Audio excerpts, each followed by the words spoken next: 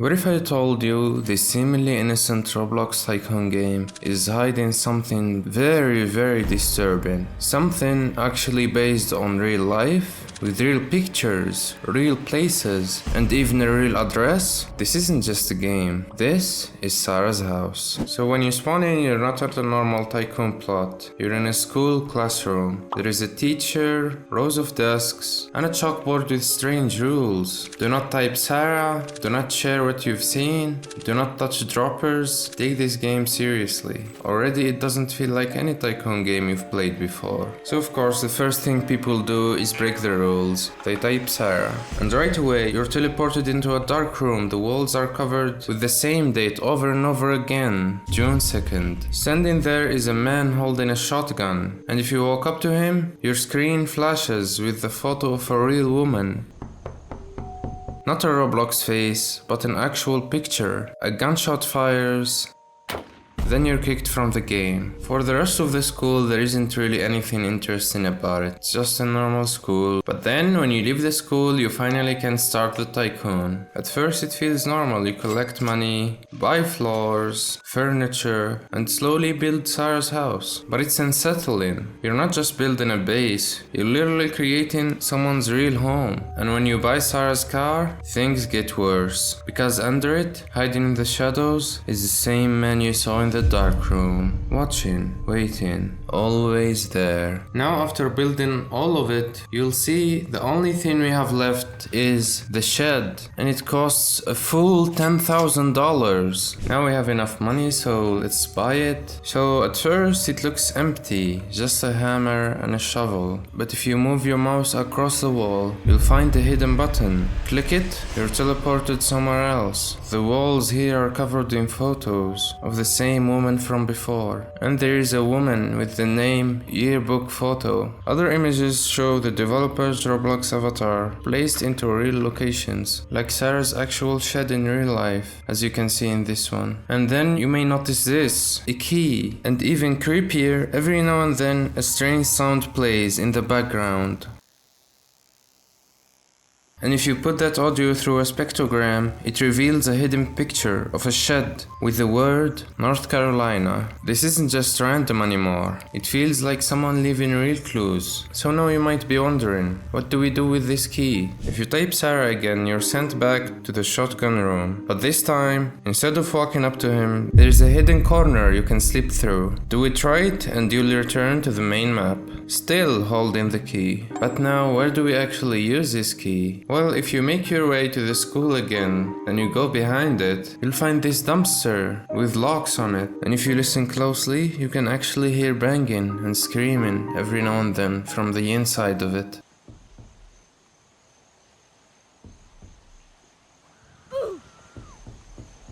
But now with the key, we can actually open it and figure out what's inside of here.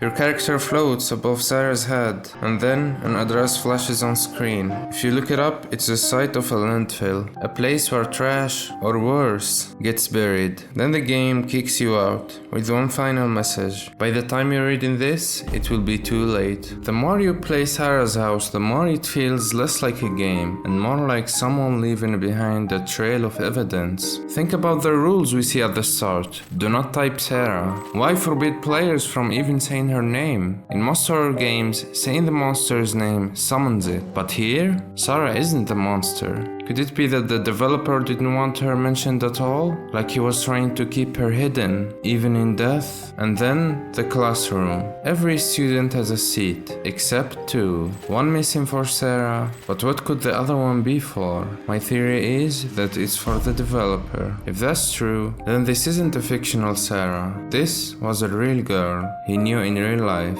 Now look at the shed. The photos aren't scary because of how they look. They're scary because of what they prove. These aren't stock images. They are real pictures of Sarah's house, her shed, her life. It's almost like the dev wanted to show that he was really there, standing on her property, documenting it all. And then there is the audio file. When decoded, it reveals the word North Carolina. Why hide that in the game? Was it a taunt, pointing us to where it all happened? Or was it his twisted way of making sure people knew Sarah was real? Finally, the dumpster, the banging, the muffled screams, the key that leads us there, and the real world address that shows up when we open it. A landfill, a place where things are buried and forgotten. Individually, these clues could be shrugged off, but put them together and they form something darker. The missing desks, the yearbook photos, the shed, the date June 2nd, the landfill address, it all lines up into one disturbing possibility. And when you step back and connect the dots, this is the story the game might really be telling. Sarah wasn't a character, she was a real student, just an ordinary girl at school. And sitting near her every day was someone who became obsessed. That empty desk beside hers, it belonged to him. The same person who would later make this game. He watched her, he followed her, he took pictures of her home, her shed, even the places she spent time. These photos ended up in the game, hidden in plain sight. Over time, his obsession grew darker. In the game, we see him crouched under Sarah's car, like he was waiting for her to come outside. Maybe in real life, he really did hide there, stalking her every move. Then comes June 2nd, the date carved over and over again in the hidden room. This wasn't random,